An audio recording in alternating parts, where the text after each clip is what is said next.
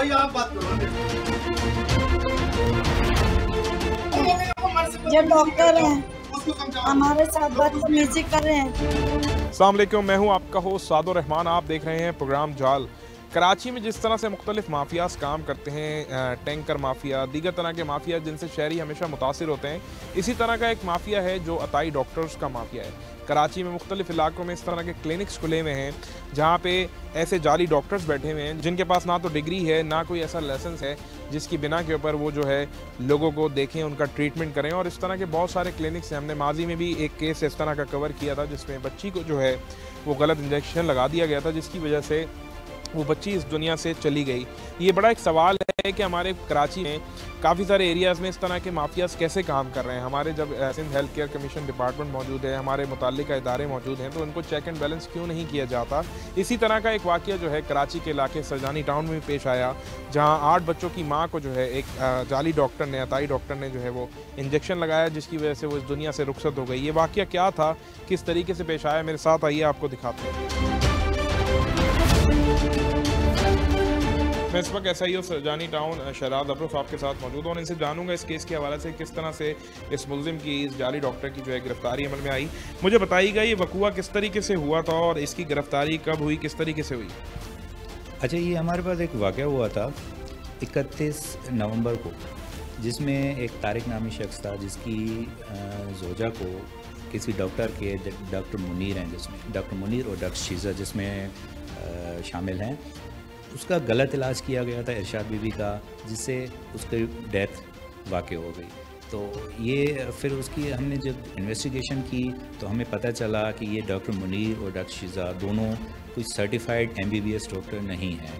तो उसके जो मज़ीद इंट्रोगेशन में हमें शामिल जब तफ्तीश किया तो हमें पता चला कि ये कोई होम्योपैथिक डॉक्टर है जो अपने इलाके में एक दुकान टाइप क्लिनिक चला रहा है।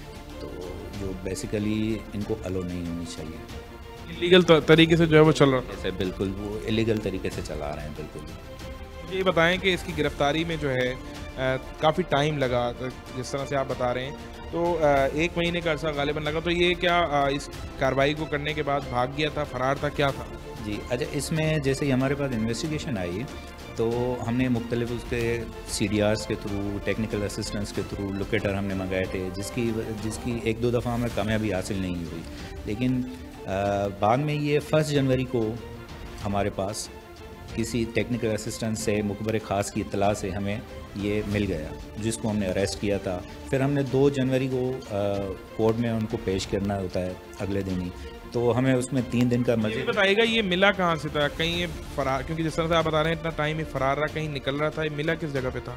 ये हमें मिला था यहाँ की सरजानी के इलाके से, अपने इलाके से मिल गया था ये हमने जहाँ से अरेस्ट किया था इसको। जब ये इसकी बेल कैंसिल हो गई थी तो इसने भागने की कोशिश की, जो हमें बेल भी इसने करवाई हुई थी बेल बिफोर अरेस्ट की थी, बेल इसकी कैंसिल हो गई थी।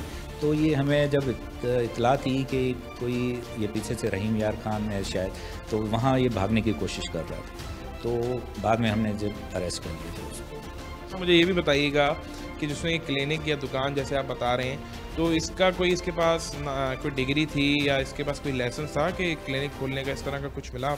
नहीं, इसके पास कोई भी MBBS, जैसे मैंने बताया, MBBS लाइसेंस कोई भी नहीं है इसके पास। ये बेसिकली होम्योपैथिक डॉक्टर है, तो ये जिसको इस तरह की कोई भी कानूनी अलो नहीं हो सकता कि ये इस तरह से किसी का इलाज करे, मतलब गैर कानूनी तौर पर इसने खोला हुआ था। अच्छा, मुझे साथ साथ ये भी बताएं कि इसमें आपने जो इसके मज़ीद लोग होंगे, कि जाहिर सी बात है मियाँ बीवी जिस तरीके से हैं ये चला रहे थे, तो इनके वर्कर्स होंगे या कोई और ऐसा बंदा मिला जो इस क्लिनिक की उसमें मुलव्विस हो, किसी और को शामिल तफ्तीश किया? अच्छा, इसमें 2 नॉमिनेटेड हैं, एक इसकी जैसे वाइफ है डॉक्टर शीज़ा और ये है, तो इसको ये तो अरेस्ट हो गया, लेकिन डॉक्टर शीज़ा अभी अरेस्ट नहीं हुई है। और ये जैसा जब हमने इसको इंट्रोगेट किया तो ये मुख्तलिफ नाम ले रहा है। एक जियो लाइफ क्लिनिक है जहाँ पे ये मुख्तलिफ डॉक्टर्स के नाम ले रहा है, लेकिन वो नॉमिनेटेड बेसिकली नहीं है। तो हमने उनको शामिल तफ्तीश किया है, उनको मर्जी 160 का एक नोटिस होता है जो हम उनको दिए, तो हम जैसे ही वो आ जाते हैं तो हम मज़ीद उनको शामिल तफ्तीश करते जाएंगे। एक और चीज़ भी बताइएगा, क्योंकि आप जिस तरह बता रहे हैं इसका रिमांड में लिया। अब कराची में इस तरह के काफ़ी सारे केसेस होते हैं। माजी में भी हमने एक केस किया था जिसमें इंजेक्शन लगने की वजह से एक बच्ची जो है वो बेचारी अपनी ज़िंदगी जो है वो खो चुकी थी। इस तरह के जो 2 नंबर या जाली डॉक्टर होते हैं, इनका पूरा एक नेटवर्क होता है जो शहर में काम कर रहा होता है। इसने रिमांड में जिस तरह आप ये बता रहे हैं, इसे एक उसका जिक्र किया, इसके साथ साथ कोई ऐसा बताया कि इसका इस छरजानी के अलावा किसी और इलाके में भी इस तरह अल्लाह माफ़ करे किसी की जान ले चुका हो माजी में? नहीं, हमारे पास ऐसी कोई इत्तला नहीं है, लेकिन ये तो नहीं बता रहा, लेकिन हमें मुख्तलिफ ज़राए से पता चलता है कि ये पहले भी इस तरह की एक्टिविटीज़ में शामिल रह चुका है। कहीं इसके पहले भी ये गलत इलाज कर चुका है। आप क्या समझते हैं, मुलजिम तो ये पकड़ा गया, आप मज़ीद तफ्तीश को बढ़ाएंगे और अगर इसका पूरा नेटवर्क आपके हाथ लगेगा तो उसको शामिल तफ्तीश में देखें? FIR हुई, अब एक तो मुलजिम पकड़ा गया, क्या पता आपके इस अच्छे एफर्ट से 2-4 और इलाकों के भी मुलजिम इसी के नेटवर्क के मिल जाए, तो इस पर कोई कार्रवाई करने का है आपका इरादा? बिल्कुल। अच्छा, जैसे मैंने बताया आज इसका रिमांड ख़त्म हो रहा था, तो आज 6 तारीख, तो हमने दोबारा इसको 2 दिन का हमें रिमांड मिला है। तो इसी 2 दिनों में हमारी यही पूरी कोशिश है कि इसके जो एसोसिएट्स हैं उसको गिरफ़्तार किया जा सके, जो इस तरह की क्रिमिनल एक्टिविटी में शामिल हैं। हम मज़ीद हमारी यही कोशिश है कि उनको भी अरेस्ट किया जाए। मुझे ये भी बताइएगा कि आप क्या समझते हैं शहर भर में जो इस तरह के जाली डॉक्टर ये किसी की जान ले लेते हैं, इस पे क्या कहेंगे एज पुलिस ऑफिसर? और सरजानी में इस तरह का कोई और ऐसा जाली डॉक्टर, या आपने इस केस के बाद SHO से कोई मुशावरत की कि अगर कोई मज़ीद इस तरह के क्लिनिक चल रहे हैं उनके अगेंस्ट कोई कार्रवाई होनी चाहिए? जी बिल्कुल, कार्रवाई तो होनी चाहिए। सरजानी में इस तरह के हैं कुछ डॉक्टर्स जिनके जो इन्हीं एक्टिविटीज़ में शामिल हैं, उनको भी हम कोशिश कर रहे हैं कि मज़ीद हमारी जैसे जैसे ये इंट्रोगेट में नाम अगर लेता है किसी, तो हमारी यही कोशिश होगी कि हम उनको शामिल तफ्तीश किया। अच्छा जी, इस केस का जो मुलजिम था मुनीर, वो मेरे साथ इस वक्त मौजूद है। इससे भी ज़रा बात कर लेते हैं कि इतनी बड़ी गफलत इसने कैसे की। मुझे सबसे पहले ये बताओ कि कितने अरसे से तुम ये क्लिनिक चला रहे थे? सर, मेरा नाम मुनीर अहमद है, मैं एक होम्योपैथिक डॉक्टर हूँ। डिग्री है तुम्हारे पास? जी। कितने अरसे से ये क्लिनिक चला रहे थे? 3 साल से। तो जब यहाँ तुमने अपने घर के साथ ही क्लिनिक बनाया हुआ था शायद? जी। तो इसका कोई लाइसेंस, कोई परमिशन ली या फिर 2 नंबरी से किसी को पैसे खिलाए थे? ये तो होम्यो डॉक्टर है ना सर, होम्यो की डिग्री होती है बस। किसी को बताते नहीं है, बस घर में कोई भी ऐसी खोल लेता है? सर, होम्योपैथिक जो है ना काउंसिल, वो हमें अख्तियार देती है कि आप इस डिग्री पे प्रैक्टिस करें। अच्छा जी, इस केस के जो इन्वेस्टिगेशन अफसर हैं गफ़ार साहब, वो भी मेरे साथ मौजूद हैं और इनसे भी ज़रा डिटेल में थोड़ा सा जान लेते हैं कि क्या सारा मामला था। मुझे बताइएगा, ये वक़ूआ हुआ उसके बाद जब इसकी गिरफ़्तारी हुई, तो इस केस में आपने किस तरह से इसको गिरफ़्तार किया है, कहाँ से गिरफ़्तार किया, और साथ साथ ये भी बताएं कि जो क्लिनिक था उसके हवाले से जब आप गए तो क्या चीज़ें सामने आई थी? असल में जनाब ये है कि ये मुलजिम भाग गया था FIR कटने के बाद। इसने अपना कोर्ट से बेल बिफोर करवाई थी, फिर वो अदालत ने इसकी बेल बिफोर कैंसिल कर दी थी। उसके बाद ये छुप गया था। हमने मुखबर ख़ास से और मुद्दई की मदद से इसको गिरफ़्तार कर लिया। गिरफ़्तार करने के बाद जब हमने इंट्रोगेशन बनाई, इंट्रोगेशन में इन्होंने ये इतराफ़ किया कि मैं डॉक्टर हूँ। मैंने कहा भाई अपनी डिग्री वगैरह पेश करें। इसने होम्योपैथिक का मुझे बताया, फिर मैं इसको ले गया। मैंने कहा चलो मुझे विज़िट कराओ अपनी क्लिनिक। जब क्लिनिक पे गए तो क्लिनिक एक दुकान की तरह बना हुआ है, क्लिनिक नहीं है, कोई बोर्ड वगैरह बाहर से कुछ लगा हुआ नहीं है। अंदर गए तो चेयर, टेबल और स्ट्रेचर पड़ी हुई थी, और जब मैंने दवाएं चेक की तो उसमें मुझे कोई होम्योपैथिक की दवा नज़र नहीं आई। मतलब ये 2 नंबर तरीके से होम्योपैथिक की होम्योपैथिक का कोई लाइसेंस, कोई ऐसी चीज़ थी वहाँ पे? उसने कहा है कि मेरे पास होम्योपैथिक का लाइसेंस है, लेकिन मैं समझता हूँ क्योंकि ये जाली है, इसी वजह से मैंने इदारे को लेटर मूव करा दिया है। इंशाल्लाह हमें 1-2 दिन में वो रिपोर्ट भी मिल जाएगी कि वाकई इसका लाइसेंस है या नहीं है। लेकिन जो मेरे तजर्बे से, जो मेरे हिसाब से इसका लाइसेंस वगैरह नहीं है। ये अताई डॉक्टर हैं, आप लोगों को पता है, ये काम कर रहे हैं, हर जगह काम कर रहे हैं।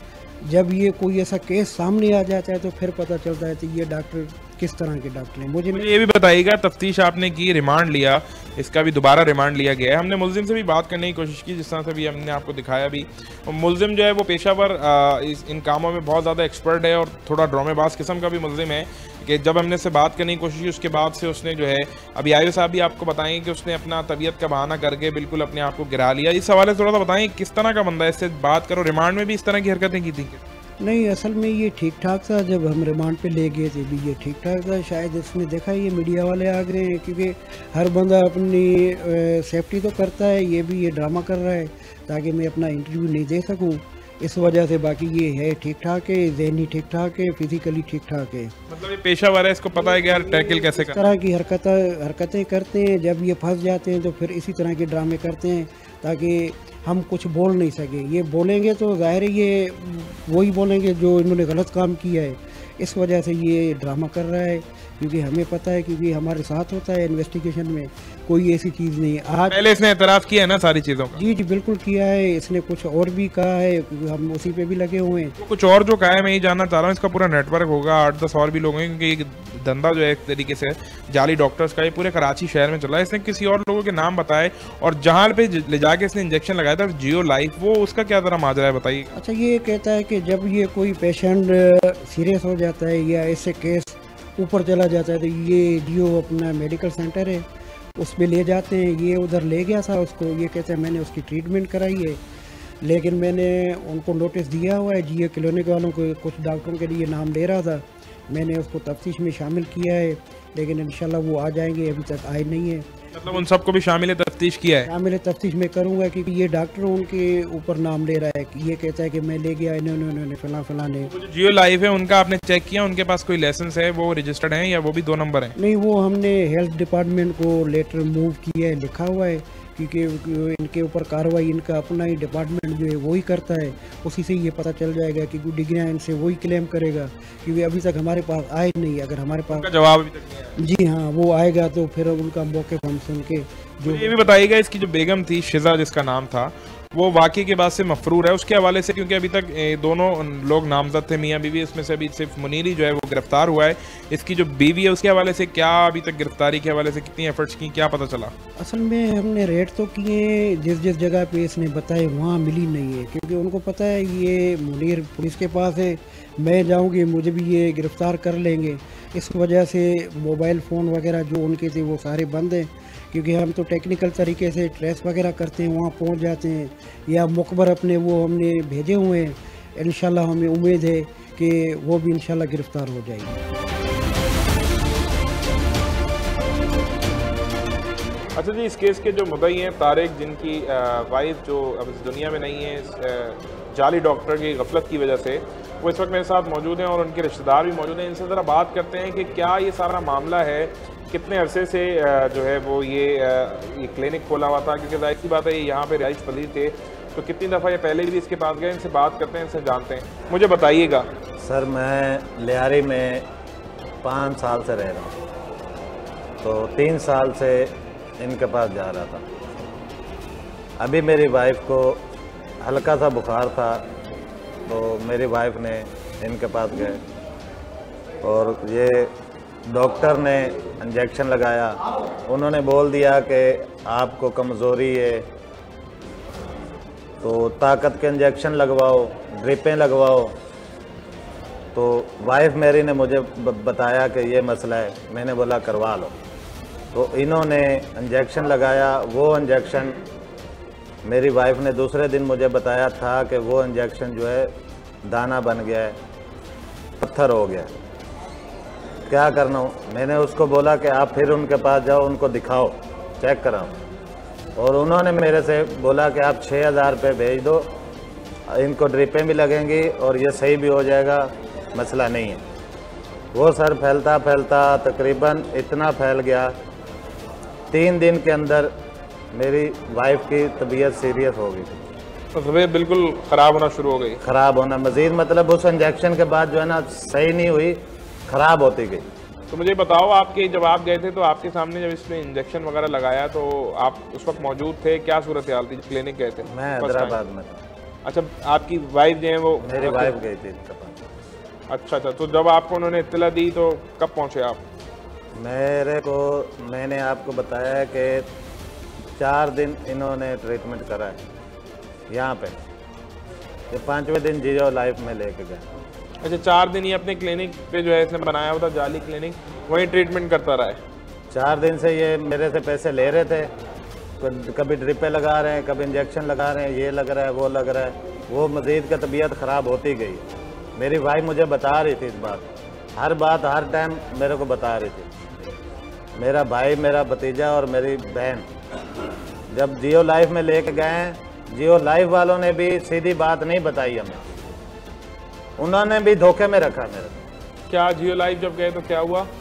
ये जो मुनीर डॉक्टर है, ये डॉक्टर फैसल को सर्जन बना के लाया। अच्छा। और इन्होंने हमें नहीं बताया कि आपका मरीज सीरियस।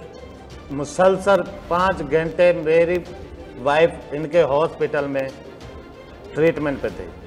मतलब 4 दिन इसने वहाँ रखे और उसके बाद जो है वहाँ जियो लाइफ लेके जाने के बाद 5 घंटे जो है ट्रीटमेंट ही में गुजारते रही है। ये इन्होंने, उस वक्त आप आ चुके थे कराची? मैं नहीं आया था, मैं हैदराबाद में था। उससे दूसरे दिन मैं आया था जब इन्होंने मेरी वाइफ, मेरे घर वालों को इन्होंने तसल्लियाँ दी कि नॉर्मल है, मसला नहीं है, हम इसको घर ले जाते हैं, वहाँ पे इलाज करेंगे, 2-4 दिन में ये सही हो जाएगा, इतना इशू नहीं है।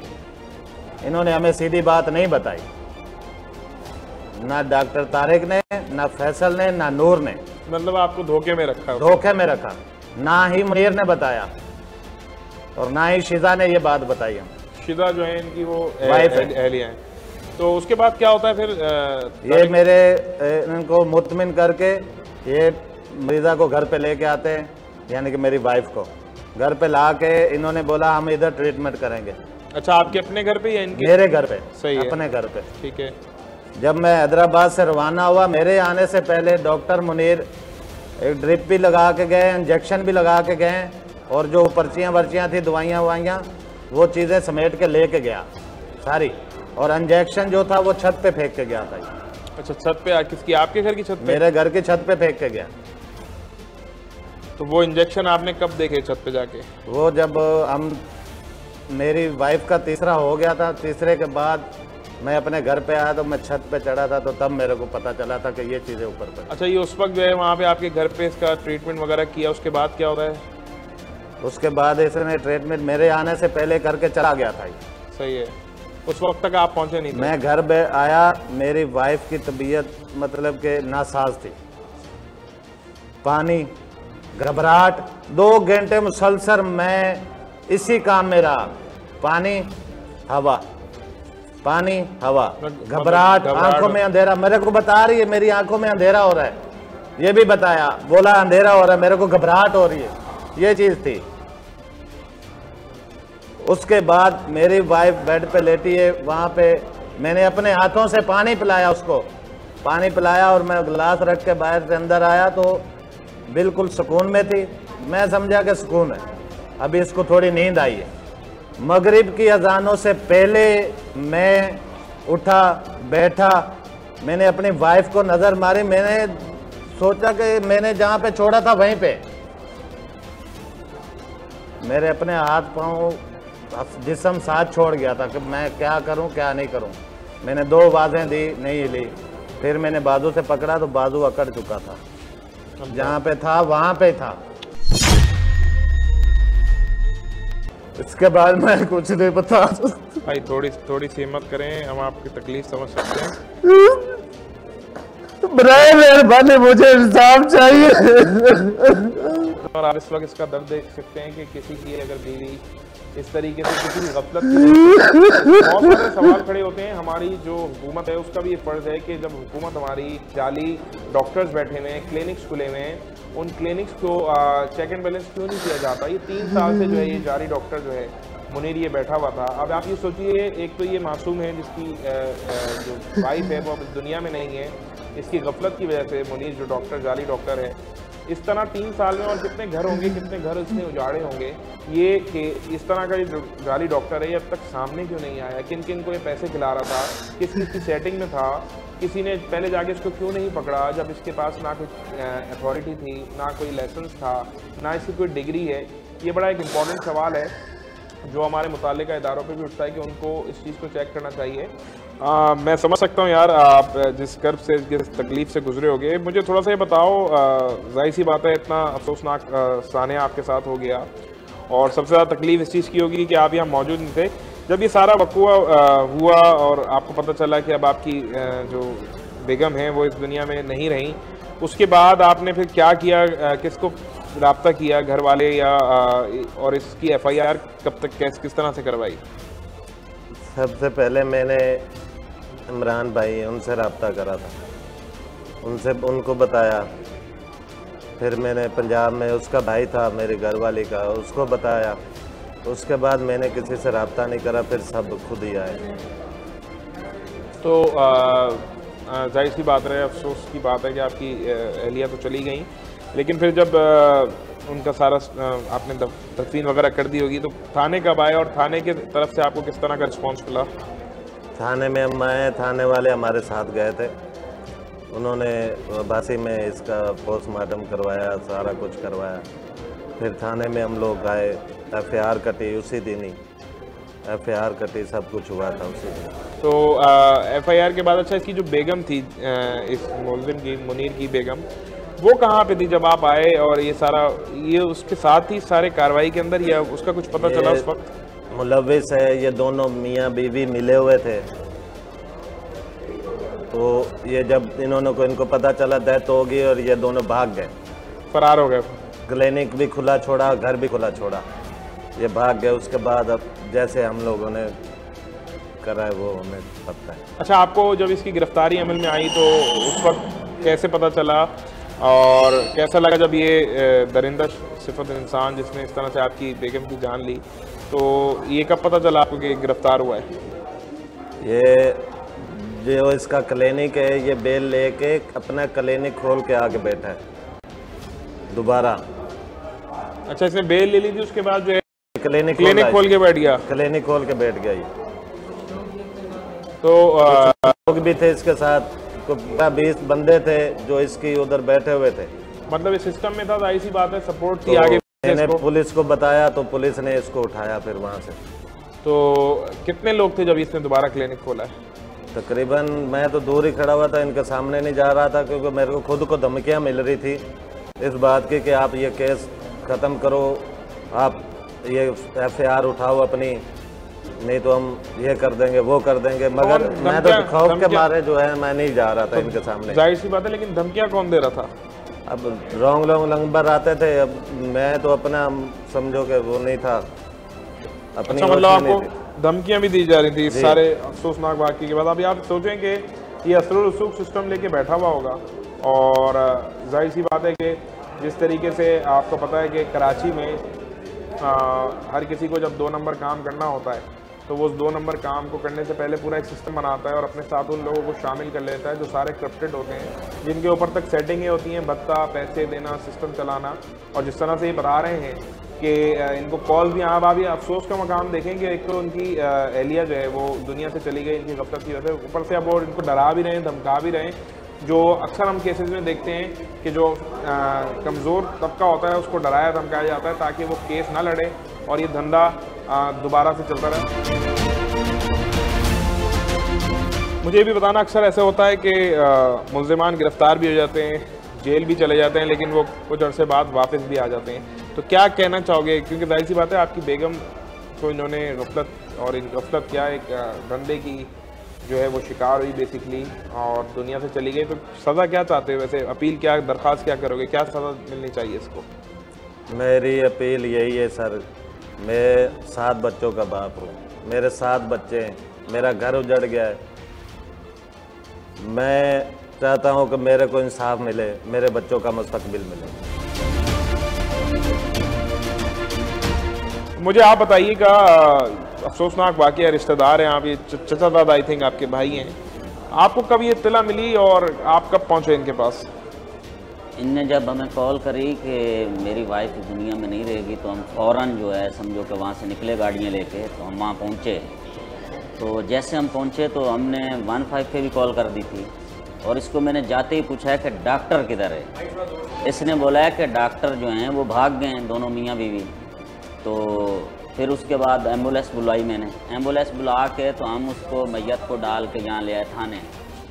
जब थाने में ले आए तो SHO थे पीरज़ादा, उनसे मुलाकात हुई। उनने बोला है साथ में नीचे जो वैक्सीनेशन वाले हैं वो साथ में लेके जाओ वहाँ पे वासी शहीद में लेके चले गए। तो वहाँ तकरीबन 1.5-2 घंटे लग गए। वो डॉक्टर आई लेट, उसके बाद उसने इसका पोस्टमार्टम करा और 2 बर्नियाँ दी हमें, हमारे वो साथ में जो तफ्तीश वाले थे पुलिस वाले उनको, और 2 उनको समझो कि वो टोकन दिए।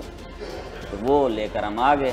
जब आ गए तो अगले दिन हमने घर रखवा दी सरहद खाने में कि सुबह पंजाब वाले आ जाएंगे, उसके बाद हम उसको दफनाएंगे। हम बस अपने काम में लग गए, उसको दफनाने लग गए। तो उसके बाद हमने फिर थाने का रुख करा। यहाँ फिर आए तो हमने SIO को और IO साहब को बोला कि भाई हमारे बंदे पकड़ो। फिर खैर ये लग गए, मगर लग के आगे बस लगे रहे। तो फिर हमने कोशिश करके तो हमने 2 लाख रुपए देकर मुकबर को तो हमने ये बंदा पकड़वाया है।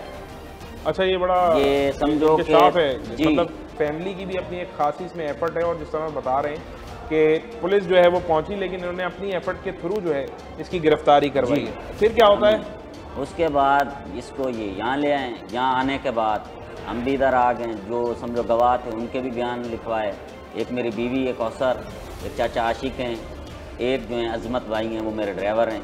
वो जब यहाँ आए तो इसलिए कि वो जियो लाइफ के गवाह थे, उनको बुलाना इनकी मजबूरी थी, तो हमने उनको भी बुलवा के इधर दिया है। तो वो गवाही भी हुई। जियो लाइफ में जो इसने धक्के दिए थे मेरी बीवी को, इस बंदे ने आपकी बीवी को मुनीर को क्यों दिए थे कि उसने ये सवाल करा था कि ये मरीज़ा सीरियस है, तो खुदा के वास्ते हमें बताएं इसका करना क्या है, इसको कहाँ ले जाएं, आगे आप हमारे साथ चलें।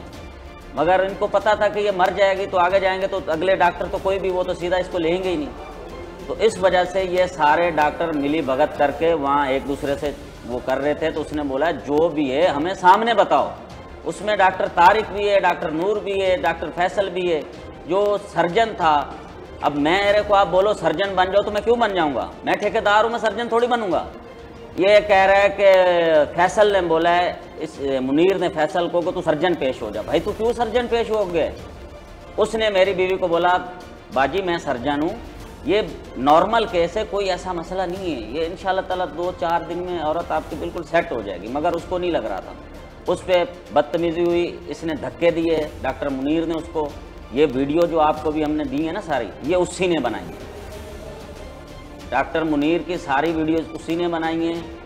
तो कहने का मतलब ये है कि ये जो है उनका समझो ब्रोकर समझ लो, ये ब्रोकर है। इसने सिस्टम छोटा सा खोला हुआ है, जहाँ डीलिंग करता है वो सब कुछ वो ही करते हैं। कल वो आके इधर बता के भी गए SIO को हमारे और अपने IO साहब को, गफार निशारी साहब को, वो पूरा बयान भी दे के गए कि हमने मुनीर को बता दिया कि ये मरीज सीरियस है, ये नहीं बच सकता।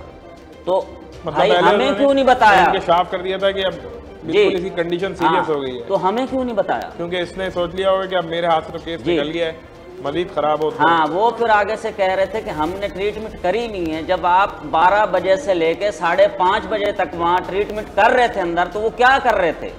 लेकिन जिस तरह भाई ने बताया कि वो छत पे तो जो इंजेक्शन मिले, आपको पता चला उन इंजेक्शन? जी, वो इंजेक्शनों का हमें पता चला तो हमने उसकी फ़ोटो बना ली। वो इंजेक्शन सुइयाँ सारी लाकर IO साहब को दी, छापर में डाल के, बाकी उसकी हमने फ़ोटो बना लिए।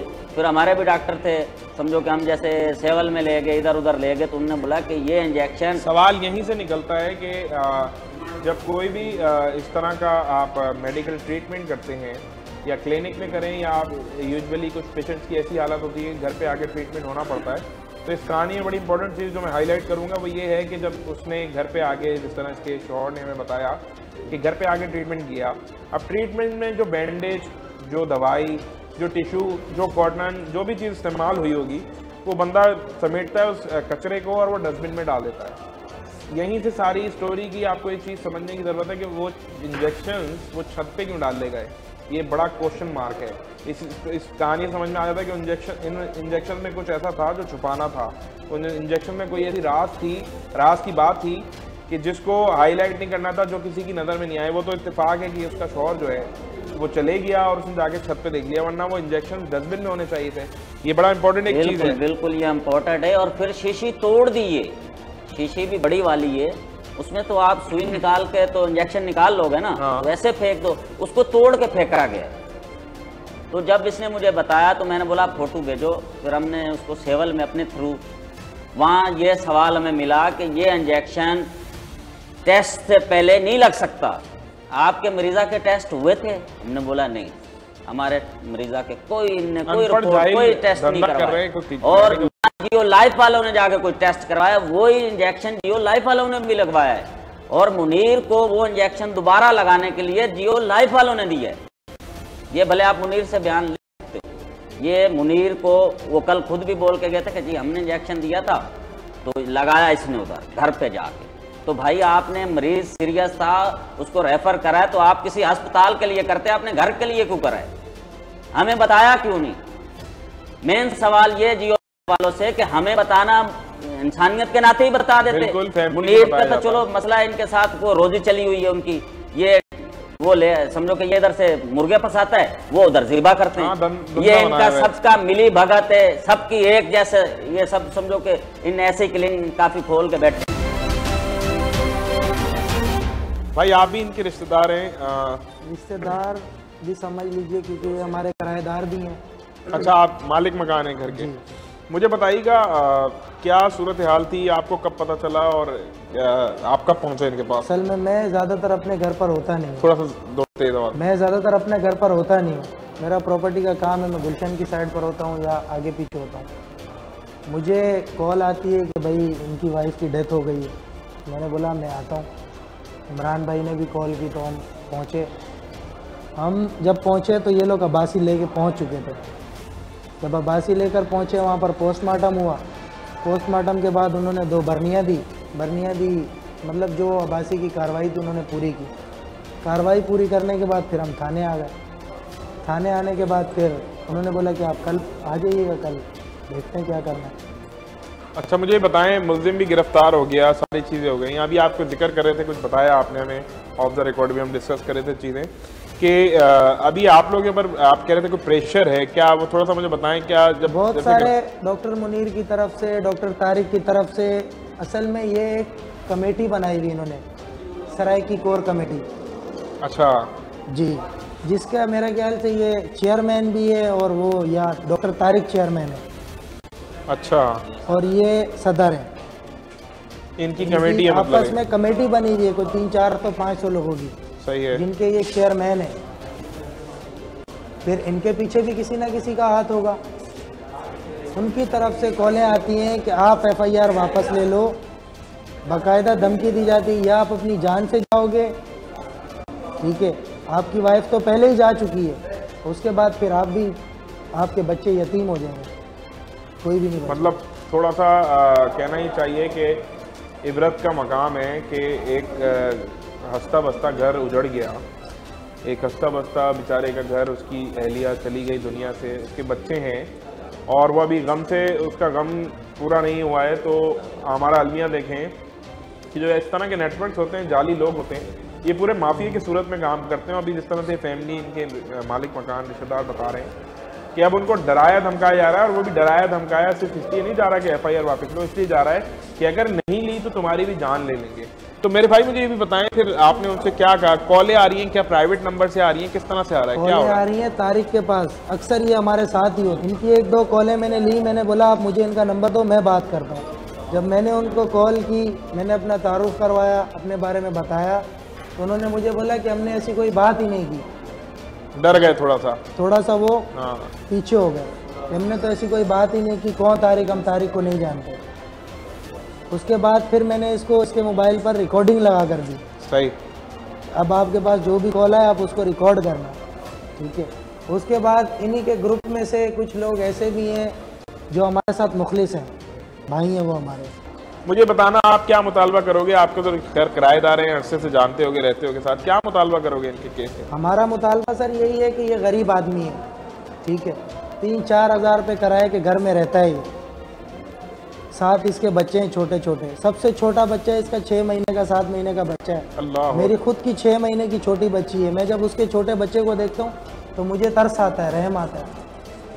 जब मुझे पता चला तो मैं भी थोड़ा सा डिप्रेशन में आ गया। मैंने बोला यार ये तो बहुत गलत हुआ, ऐसा नहीं होना चाहिए था। ठीक है भाई, गवर्नमेंट से यही अपील है कि मतलब इसको इंसाफ दिया जाए। और जो मुलजिम है डॉक्टर तारिक, सबसे बड़ा हमारी नज़र में मुलजिम डॉक्टर तारिक है। अगर वो इनको गाइड कर देता कि आपकी वाइफ सीरियस है, आप इसको ले जाओ, तो ये ले जाते उसको। डॉक्टर तारिक की सबसे बड़ी गफलत ये है, उसने मुनीर को सपोर्ट किया ना। वो मुनीर को ऑन द स्पॉट सपोर्ट करता, ना उसके कहने पे, ना उसकी मिन्नत समाजत पे उसका ट्रीटमेंट करता, आज वो लेडीज़ शायद हमारे बीच में ज़िंदा होती। आज के प्रोग्राम में हमने आपको दिखाया कि ये माफियाज कराची शहर में किस तरह से अपना काम कर रहे हैं, हंसते बसते घरों को किस तरह से उजाड़ रहे हैं। इस प्रोग्राम में आपने देखा कि वो लड़की जो इस दुनिया में नहीं रही, उसका शौहर जो है किस तरह वो रो रहा था। आप सोचें ज़रा कि कराची में ऐसे कितने सारे क्लिनिक्स होंगे जहाँ पे इस तरह के अताई जाली किस्म के डॉक्टर बैठे हैं। और ये माजी में कितने ही हम केसेस रिपोर्ट कर चुके हैं। हमने अपने प्रोग्राम में भी एक केस दिखाया था जिस तरह मैंने बताया। तो अभी हमें ये नहीं पता कि हमें मज़ीद और कितने इस तरह के केसेस कवर करने हैं। इसमें बहुत सारे सवाल खड़े होते हैं कि सिंध हेल्थ केयर कमीशन जो है उसकी क्यों एक कोई कमेटी ऐसी नहीं बनी हुई, कोई टीम क्यों नहीं बनी हुई जो मुख्तलिफ इलाकों में जाके ये देखे, ये चेक एंड बैलेंस करे कि बहुत सारे डॉक्टर जो जाली हैं या असली हैं उनको चेक करे। हर बंदा अगर इस तरह डेली अपने क्लिनिक्स खोलने लगे और लोगों का इलाज करने लगे तो शहर में मुझे लगता है कि आबादी कम होना शुरू हो जाएगी। क्योंकि इस तरह अगर लोग मरते रहे तो फिर कौन इन सब चीज़ों का जिम्मेदार होगा। साथ साथ जिस तरह से आपने देखा कि चंद पैसों के खातिर कुल 6,000 उसके शौहर ने जिस तरह हमें बताया कि 6,000 की खातिर इस पूरे माफिया ने जो है उस औरत को कत्ल कर दिया। मतलब वो जब उस ट्रीटमेंट के दौरान थी और उसको पूरा इंजेक्शन का कोर्स कराया गया, ड्रिप्स का कोर्स कराया गया, उसको ये नहीं बताया गया जिस तरह से फैमिली ने हमें मौक़िफ़ दिया कि वो उसकी कंडीशन सीरियस थी। ज़रा सोचिए, आपके चंद 2, 4, 5 हज़ार रुपये के लिए किसी की ज़िंदगी, किसी का घर उजड़ जाता है। और ये घर उजड़ना कोई आम सी बात नहीं है। ये डेली जो है इस तरह के अगर आप देखें तो मुख्तलिफ इलाकों में बहुत सारे ऐसे डॉक्टर्स अभी भी मौजूद होंगे। और ये जो माफिया है जिस तरह से अभी भी उसकी फैमिली ने बताया, हैरत की बात ये भी है कि इसकी फैमिली को जो मुद्दई है उसको प्रेशर दिया जा रहा है। इसका मकसद ये है कि जो क्लिनिक खोल के बैठा हुआ था वो क्लिनिक एक असर और रसूख के साथ खोल के बैठा हुआ था। इसके पीछे भी लोग हैं, पूरा एक माफिया है जो इसको सपोर्ट कर रहा है। तभी ये अपनी गिरफ्तारी से पहले भी जो है वो बेल करा के आ चुका था। तो आप ज़रा सोचिए, हमारे जो इदारे हैं, हमारी पुलिस, हमारी सिंध हेल्थ केयर कमीशन, हमारी हुकूमत को ये चाहिए कि इस तरह के जो लोग हैं, जो इस तरह अताई डॉक्टर्स जो हैं वो क्लिनिक खोल के अगर बैठते रहेंगे तो कितने सारे मज़ीद लोगों की जानें चली जाएंगी। और अभी हमें नहीं पता कि हम मज़ीद कितने इस तरह के केसेस को मज़ीद रिपोर्ट करेंगे और कब तक हमारे मुताल्लिका इदारे और सिंध हेल्थ केयर कमीशन हाथ पे हाथ रखे बैठी रहेगी, या हमारे मज़ीद जो मुताल्लिका इदारे हैं वो कब तक इसके खिलाफ एक्शन नहीं लेंगे। क्योंकि अगर अभी भी इनको नहीं रोका गया तो कंडीशन बहुत ज़्यादा ख़राब हो सकती है। जाल प्रोग्राम की पूरी टीम और मुझे दीजिए इजाज़त। देखना ना भूलिएगा प्रोग्राम जाल।